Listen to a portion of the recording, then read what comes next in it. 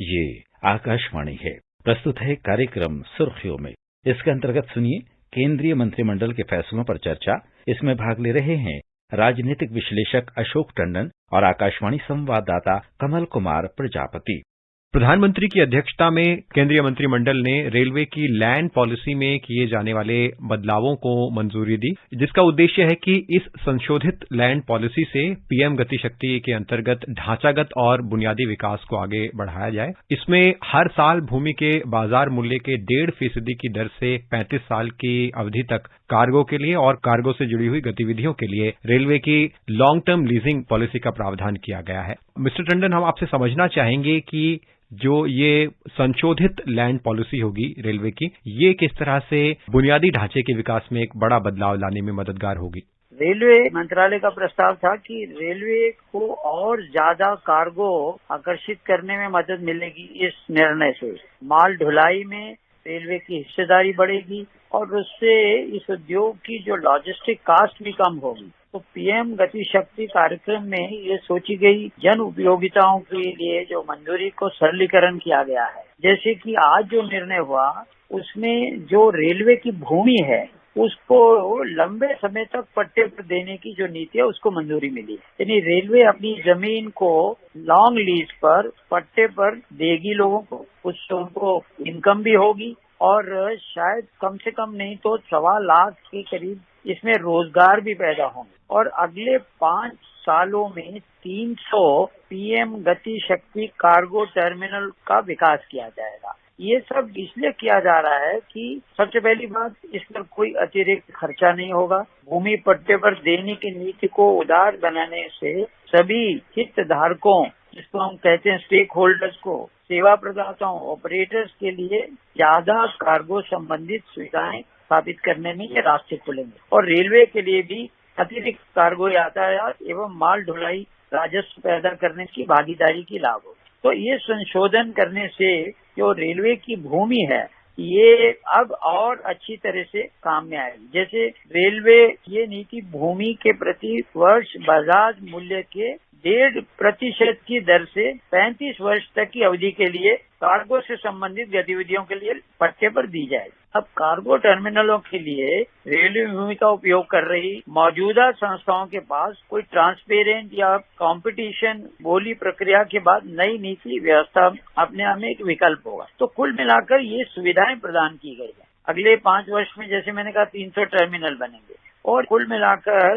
इससे जो राजस्व बढ़ेगा, इसके साथ साथ ऑप्टिकल फाइबर केबल और अन्य छोटे व्यास वाली भूमिगत उपयोगिताओं के लिए भी रेलवे ट्रैक पार करने के लिए 1000 रुपए का एक मुश्त शुल्क लिया जाएगा। यानी अगर रेलवे ट्रैक के साथ साथ कोई टेलीकॉम कंपनी अपना ऑप्टिकल फाइबर लगाना चाहती है तो उसकी भी सुविधा दी जाए। कुल मिलाकर ये जो उदारीकरण की नीति है ये रेलवे के लिए बहुत ही महत्वपूर्ण है और कैबिनेट की मंजूरी के 90 दिनों के अंदर व्यापक नीतिगत दस्तावेज तैयार और लागू किया जाएगा और ये कार्यक्रम के तहत सोची गई जन उपयोगिताओं की स्थापना के लिए भी ये प्रक्रिया और सरल कर दी गई है।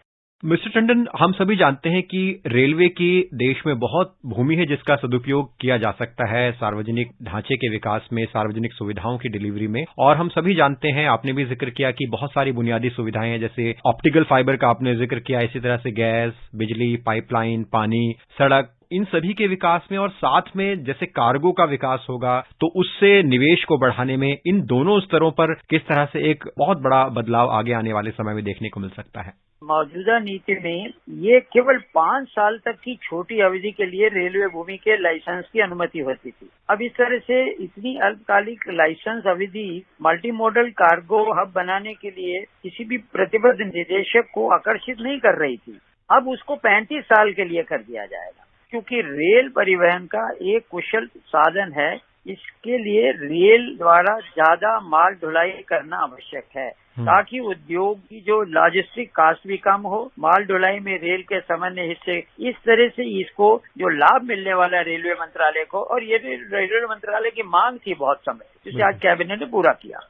शिक्षक दिवस के मौके पर इस बार प्रधानमंत्री ने देश में 14,500 विद्यालयों के विकास की एक योजना को शुरू किए जाने के बारे में कहा था। इसी कड़ी में पीएम श्री यानी PM school for rising India योजना के तहत देश के ऐसे चुने जाने वाले स्कूलों में राष्ट्रीय शिक्षा नीति 2020 के प्रावधानों के तहत इन स्कूलों में न सिर्फ गुणवत्तापूर्ण शिक्षा के मामले में उन्नति की जाएगी, बल्कि जो और दूसरे तरह के मानक है शिक्षा के, उसमें भी विकास किया जाएगा। तो इस योजना को आप कैसे देखते हैं, और जिस तरह से केंद्रीय मंत्रिमंडल ने आगे आने वाले 5 साल में 27,000 करोड़ रुपए को वहन किए जाने की मंजूरी दी है इस योजना पर, कैसे स्कूली शिक्षा के मामले में ये बहुत बड़ा कदम साबित होने वाला है?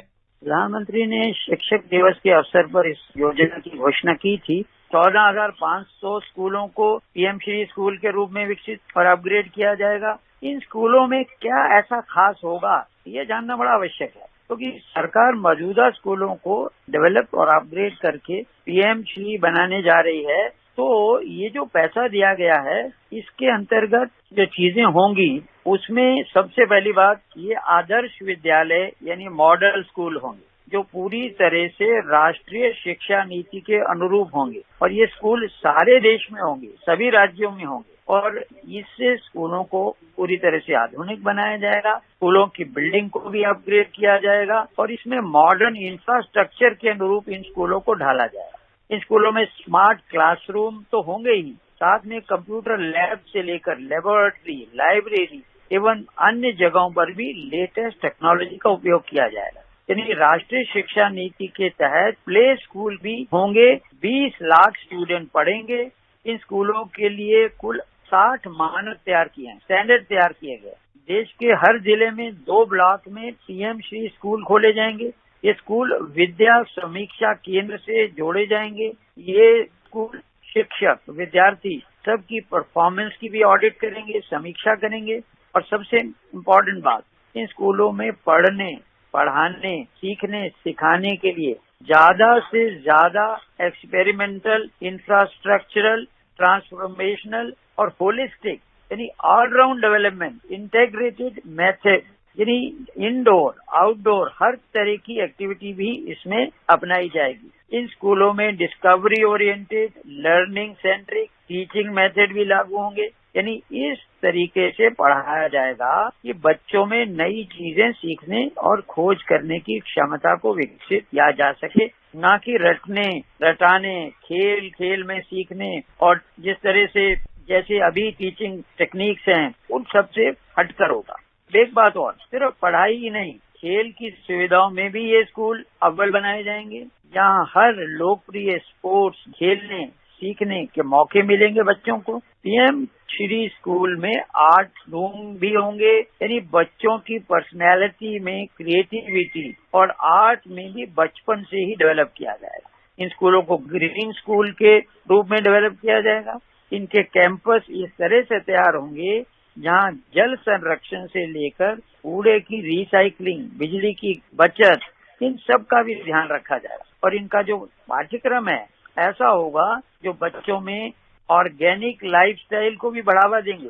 इतनी ही महत्वपूर्ण ये योजना है, बल्कि इसके अगर कहा जाए हर स्कूल में हर बच्चे पर फोकस होगा। बच्चे कितना सीख पा रहे हैं, इसके लिए हर लेवल पर असेसमेंट होंगे, जिनमें ये परखा जाएगा कि बच्चों को ये पता है कि नहीं कि वो जो सीख रहे हैं उन्हें असल जीवन में भी इसका इस्तेमाल करना पड़ता है। जी, और शिक्षा को रोजगार परख बनाने के लिए जो राष्ट्रीय शिक्षा नीति 2020 है उसमें जोर दिया गया है, और इन विद्यालयों में इस बात पर भी ध्यान केंद्रित किया जाएगा कि विद्यार्थियों को उद्यमी बनाया जाए और आगे चलकर वो रोजगार के क्षेत्र में अपने लिए बेहतर अवसर तलाशें। इस मामले में भी विद्यार्थियों को तैयार किया जाएगा। मिस्टर टंडन, आप कार्यक्रम में जुड़े और केंद्रीय मंत्रिमंडल के निर्णयों पर आपने विश्लेषण दिया। हमसे जुड़ने के लिए आपका बहुत बहुत धन्यवाद।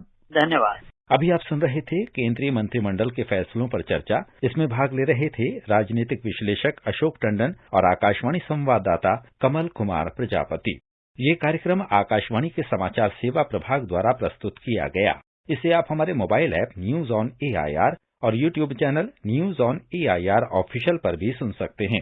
इस कार्यक्रम के संबंध में अपनी प्रतिक्रिया आप हमें ईमेल कर सकते हैं। पता है airnsttalks@gmail.com। ये कार्यक्रम फिर से सुनने के लिए लॉग ऑन करें हमारी वेबसाइट newsonair.nic.in।